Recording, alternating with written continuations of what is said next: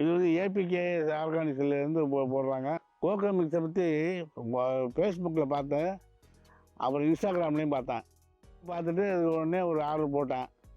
எனக்கு உடனே அதுக்கு அனுப்பிட்டாங்க. ஆனால் இது அடித்த பிறகு கொஞ்சம் நல்லா இருக்குது மரமெல்லாம் ஒரு மூத்துற பிறகு. இது மாதம் நான் 50 மில்லி ஒன்றுக்கு ஊற்றி தேங்காயெல்லாம் கொஞ்சம் பெருசாக இருக்குது. முந்தி இருந்ததை விட இப்போ கொஞ்சம் சைஸ் பெருசாக இருக்குது.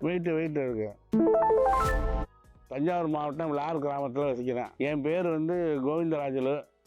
நான் வட்டார வளர்ச்சியாளராக பணியாற்றி ஓய்வு பெற்றேன். தென்னை வந்து வளர்த்துக்கிட்டு வரேன். ரிட்டையர் ஆகிறதுக்கு முன்னாடி ஒரு 5 வருஷத்துக்கு முன்னாடியே வச்சேன். அதுக்கு பிறகு ஈல்டு நம்ம ரிட்டையர் ஆன பிறகு ஈல்டு வருங்கிறதுக்கு வேண்டியாக வச்சேன். அது மாதிரி கரெக்டாக அதுலேருந்து வந்துட்டு இருக்கு. நான் படிச்சுட்டு இருக்கேன். இதில் வச்சுருக்க மரங்கள் எல்லாமே வந்து நான் சொந்தமாக தயார் பண்ணது தான்.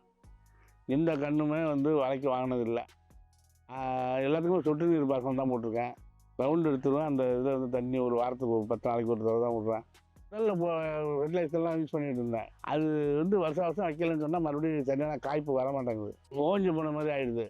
அதனால் வந்து அதில் வைக்க வேணான்ட்டு இப்போ வந்து ஒன்லி இதுதான் பாமியாடு மஞ்சள் தான். 60 நாளைக்கு ஒரு தான் பறிக்கலாம்.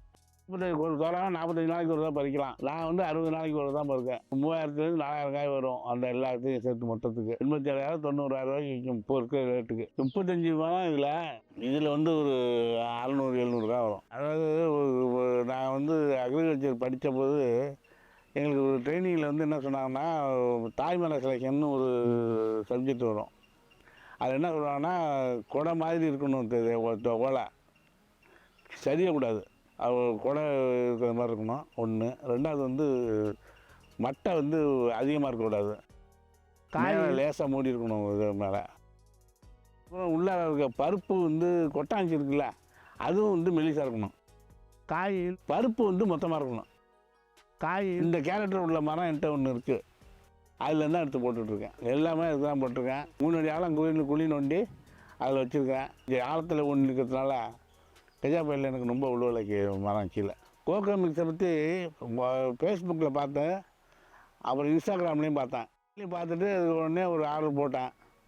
எனக்கு உடனே அதுக்கு அனுப்பிட்டாங்க. இது வந்து ஏபிகே ஆர்கானிக்ஸ்லேருந்து போடுறாங்க. இதுதான் வாங்கி நான் ஊற்றிக்கிட்டு இருக்கேன். அப்போ வந்து 4 பாட்டில் வாங்கினேன் இந்த மரத்தை இதுக்கே.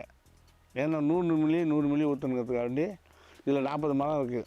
அதுக்கு முன்னாடி 50, அதுக்கு பிறகு 50 மில்லி ஊற்றிட்டுருக்கேன். கண்டினியூஸாக ஊற்றிட்டுருக்கேன். முதல்ல வந்து கொஞ்சம் குறைச்சலாக இருந்துச்சு.